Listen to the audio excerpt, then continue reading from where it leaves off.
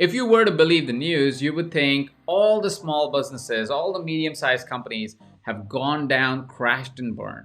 They would tell you that this is the worst time for you to start a business, follow your passions and build a career. If you believe the news, they would tell you that your job is at risk. And to be very honest, it serves them really well. You see, bad news is good money for media. When they deliver bad news to you and it's bad news after bad news after bad news, you tend to do is because you want to be safe is you tend to click on them, you tend to watch them for longer. So bad news makes real good money for these media channels. Well, I'm here to tell you something that is good news. You see, while certain industries are surely suffering, some other industries are actually thriving. If you really look at the data and information that is presented to us, a lot of the industries have actually seen an upward trend in the past few months in a post-COVID world. These are the companies that are growing so fast that they have to catch up somehow to the change that is happening constantly around them. These are the companies that are actually actively looking for trainers, talent, and coaches to come in and help them navigate this massive growth that they're experiencing. And this massive growth is not happening because they're making bad news the good news for themselves. This is because they are real solution providers in time of crisis. These are the companies who are not holding back and freezing because the world is changing. They are actually changing with the world. They're asking a better question of saying, how can I support the world? If you are watching this video, there is a high probability you're somebody who wants to create change in the world. That you want to be somebody who leads from the front. You want to be somebody who is actually a proponent of positive change. Well, congratulations to you, because this video will help you identify how you can do just the same for companies. You see, right now, when this economic crisis and health crisis has hit all of us, small and mid-sized companies are the reason why we'll find new direction. They've always been the reason why. Small and medium-sized enterprises are the heart of a great economy. And you, my friend, can be the person that actually helps propagate positive change and positive outcomes for these small and mid-sized companies. In this video, we'll share, first of all, what are some of the trends that are happening right now in companies which present a unique opportunity to you to actually go into an organization, help them completely transform and revisit work. And at the end of this video, I will also present to you an opportunity for you to find an accelerated path to be able to start doing that right away. So what are some of the trends that we need to be mindful of as people who work with companies or work for companies and are within the organizational structure of a company? There are 5 key trends that are coming up. The first trend that is impacting work globally is work from home and the rise of the contractor. With more and more people having to work from home because that's the request of the companies and it's a safer environment for people to be able to operate, it has completely changed how an employee is looked at from a company point of view. Previously, they would think about team members coming into the office. It was a very different structure in how they interacted. They were called employees. Now, because you're working from home, which means you could be located anywhere, the roles have changed. You're no longer seen as an employee, you're seen as a contractor. And this is a growing trend. More and more companies would be looking at employees being hired as contractors because it allows flexibility to the employee, and of course, it provides flexibility to the employer. While that may seem easy, it's actually a really complex system to navigate. When an employee moves from an employee status to a contractor status, from them working in front of you to working from home, it completely changes the dynamic of the team and the organizational structure and how it is presented. Now, you no longer always are looking for the most experienced person to graduate to the next level. Now you need the person who communicates the best to graduate the next level. You see, previously, because you were experienced and everybody was in your physical setting, it was easy to transfer experience and be the leader of the team. Now, if you fail to communicate effectively, that would mean that your experience becomes redundant and not as consequential as it was previously. So there's a new way of looking at talent that is starting to rise because now we are working from home. Which brings me to the second trend that is happening right now, and we're just seeing the start of it, is the burnout and the mental well-being. You see, when we went to work at a workplace, we left our kids at school, we went to work, and then we had chit chats and we conversations, and then we worked a little bit, and then we had conversations a little bit, then we worked a little bit, and then we had conversations a little bit. There was a balance of our social structure that is created because of the workplace that you're working in. That has been completely disrupted with the virtual setting.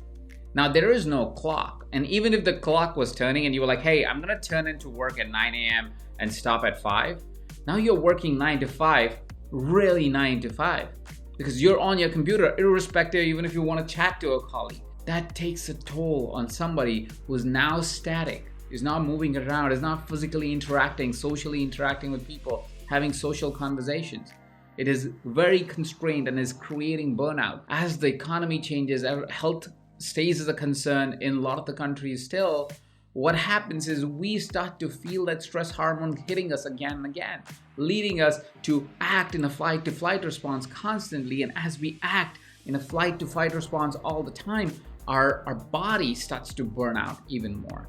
So we are experiencing more burnout, more situation around mental well-being that is happening in the workplace. And the workplace can't avoid looking at it. It is no longer a personal problem. It's a company problem.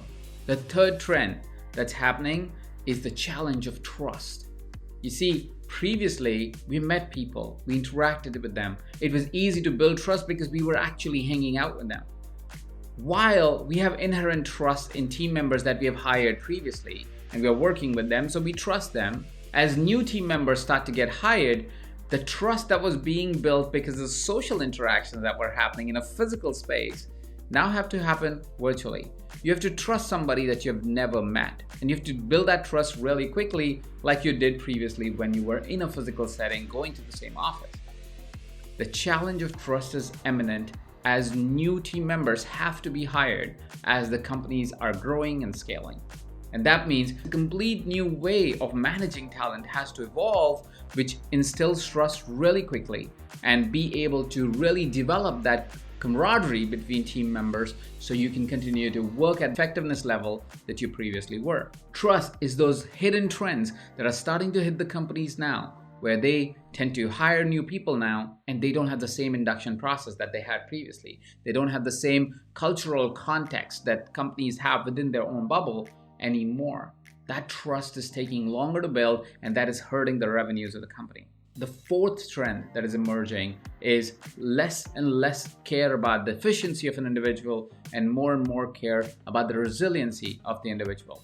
You see, when we were in the workplace, we could control the emotional setting. We could say this is work, this is play, and we could say, all right, we are two separate things. Don't bring your personal problems to your work. And so we could focus exclusively on efficiency. Now that is not an option. The emotional state of an employee or a team member is as important as the efficiency of the person.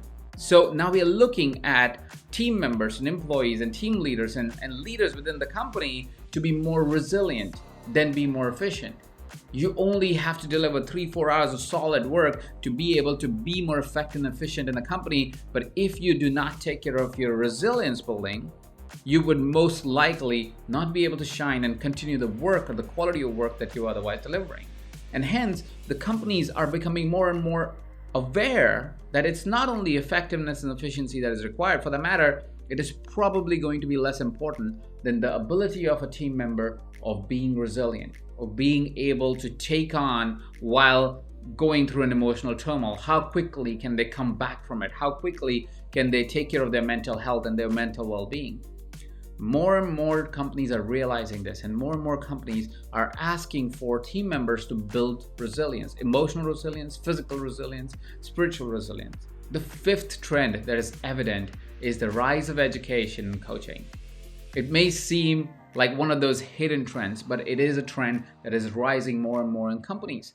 Because now, while everybody is remote, it's harder to train. It's harder to know what the person is really feeling in a short 1-hour Zoom call. And because of that, what the companies are really starting to do is to look at what are some of the education training pieces that they could deploy to their team members remotely. How can they train their team members in areas that otherwise were not something that they necessarily cared to train on? Companies are thinking about, yes, leadership training, but they're also thinking about how can we build emotional resilience in our team members. While we were previously asking the question of how they could get better at sales, we are also looking at diversity trainings that companies really want to incorporate. There is a whole different segment that has opened up just because of the amount of need that is getting generated right now, because of the opportunities to teach in different verticals that are important to a company, important to the employees, and also to be able to coach in all those different segments.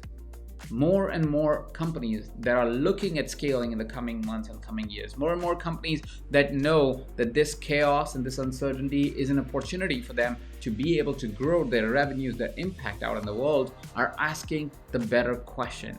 Who can I hire to train my staff? Who can I hire to coach my leaders? Who can I hire to coach my teams? You see, the need for coaching has increased dramatically in the past few months. The need for people like you to show up and have the skill of coaching in an organization has increased dramatically in the past few months. There is no better time for you to consider going into organizations and really helping them solve these real challenges that they're facing on a day-to-day basis.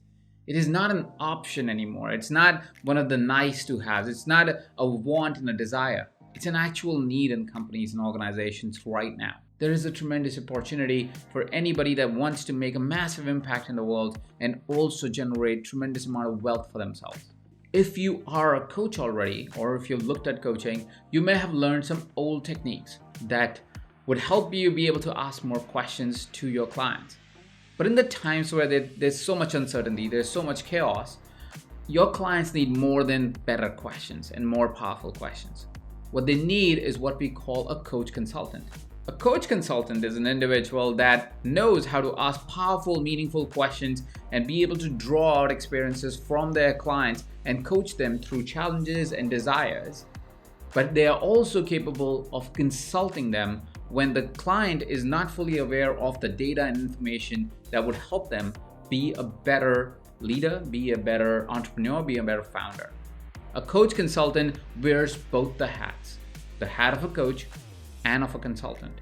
It's an individual that walks in with experience of a consultant, walks in with the data points of a consultant, walks in with the information that a consultant would have, and is able to present it in case a client is unaware of all those factors that are usually more evident in an uncertain time like this. By wearing a coach consultant hat is exactly the way I've been able to grow companies every single time I interact with them. If there's a company that coaches and consults with us, we not only be their coaches in helping them identify their greater vision and create a path and find solutions within the organization, within their minds, but we also show up as a consultant. We also give them information and data and insight that will help them make that progress faster. In today's time, CEOs, founders, leaders don't have the time to sit around for hours and hours discovering themselves. We are all extremely busy with the uncertain times that we are living in. And because of that, they want to get to the outcomes faster. And that is where your hat as a consultant comes right in. So today, I want to invite you to learn more about what a coach consultant really does and how you could be a coach consultant. We are releasing our first ever certification program called Certified Business Coach this month. And in this program, we are going to show you exactly how to coach clients from fundamentals all the way up and how to also consult them so you can help them not only discover themselves and find solutions, but help them get real strategies and real tools to be able to create a better organization, a more impactful organization, and a more profitable organization. In the process, of course, you get a chance to create an impact in the world and also turn in great amount of profits for yourself. So below this video, you will find information brochure around how you could qualify to be a certified business coach by EverCoach.